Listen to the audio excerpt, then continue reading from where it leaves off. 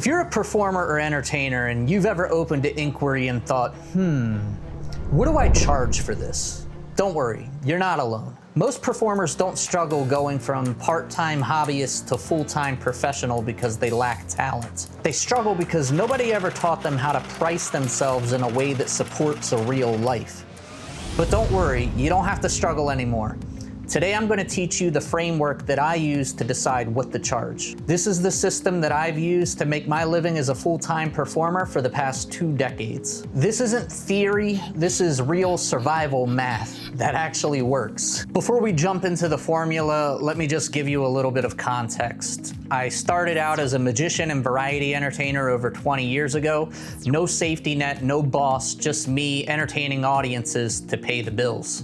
Since then, I've performed in dozens of countries at fairs, festivals, corporate events, private parties, high-end bookings, all of it. And here's something important. I haven't worked for somebody else or worked a W-2 job since I was 17 years old. That was a long time ago. Every dollar that I've made has come from entertaining audiences for my whole adult life. And I only tell you that so that you know that the information that I'm about to give you actually works. The reason I really wanted to do this video is because I've always liked helping other performers. I've watched insanely talented people quit or convince themselves that they weren't good enough when the real problem was pricing. They were doing the work. The math just wasn't supporting a life. And there are people who charge thousands of dollars for coaching programs who will teach you what I'm about to show you, but I don't believe in gatekeeping this information. If you're willing to put in the work, you deserve this framework that allows you to make a career out of your passion. First, let's talk about the real pricing mistake that performers make. Most performers price themselves based on the going rate or watching what somebody else charges, what an agent is offering them, or how long the show is. This keeps you reactive. You're responding instead of leading. So what we're gonna do is we're just gonna flip that entire process. Now, before we go any further, people always ask, is your formula right for my kind of act? I'm glad you asked. I actually have a list of who this is for. Magicians, jugglers, DJs, singers, musicians, balloon twisters, bubble shows, fire dancers, mermaids, hoopers, stilt walkers, living statues, aerialists, face painters, costume characters. You get the point.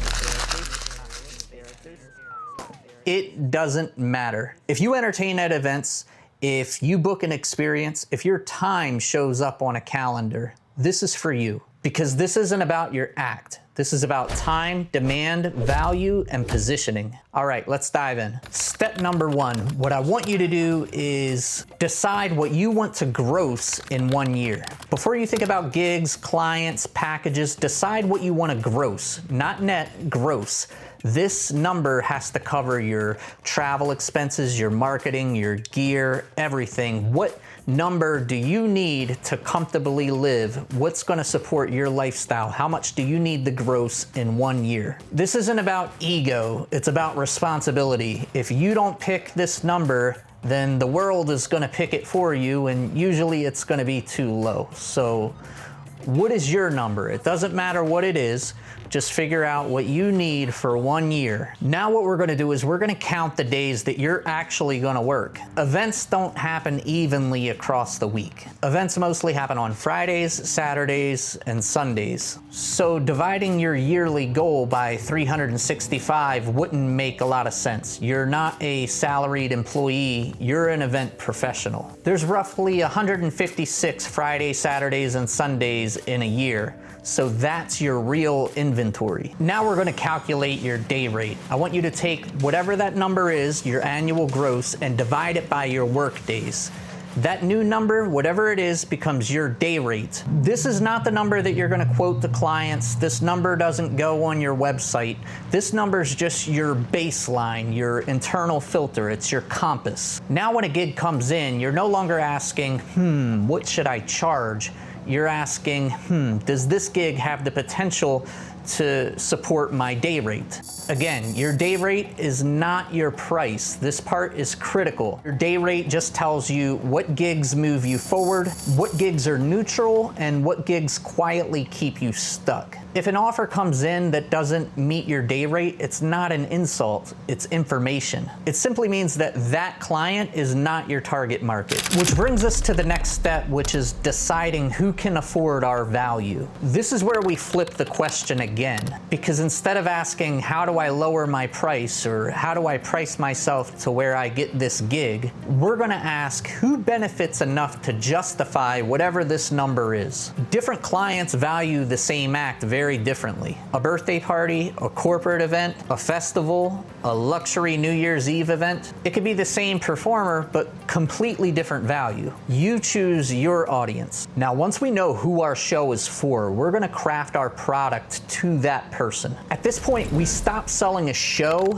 and we start selling an experience. You think about what problem you solve, what memory you create, what stress you remove, or how you make people feel. You stop selling minutes and you start selling outcomes. That's what higher paying clients buy. And now that we've matched our product to that person, we have to match our marketing to that person as well. This is where a lot of performers get stuck. They want premium pricing, but their marketing still looks and feels entry level. Your website, your photos, your video, your language, the technical term for this is called voice of customer marketing. That would be a whole nother video. Everything should speak directly to the person who can afford your day rate. When your marketing matches your pricing, objections drop dramatically. Once your marketing matches your product and speaks directly to the person who can afford your day rate, it's time to change the way you do proposals. You're no longer going to do proposals based on time. You're gonna do something called value-based proposals. Basically, what you're saying is, here's the experience that I recommend for your event. Sometimes that proposal's above your day rate, sometimes it's below it, sometimes it's right at it. That's strategy. Your day rate is a guide, not a ceiling. Now, just a quick note about New Year's Eve and December.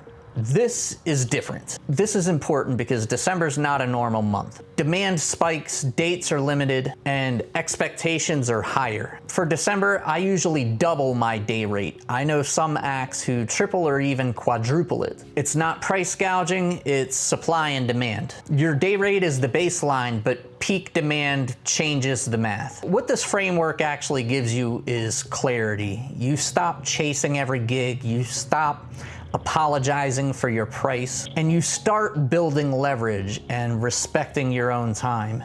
Clients can feel that. So if you're a performer trying to build a real career and not just surviving gig to gig, this framework will change the way you think about pricing forever. Quick recap. Decide your number, know your days, find your people, and sell value. If this helped you at all, do me a favor and leave a comment. If you have any questions, leave a comment. I'll read every single one of them. Also, don't forget to subscribe. I'll keep sharing what I've learned from making my living as a touring entertainer and helping others do the same. All right, see you in the next one.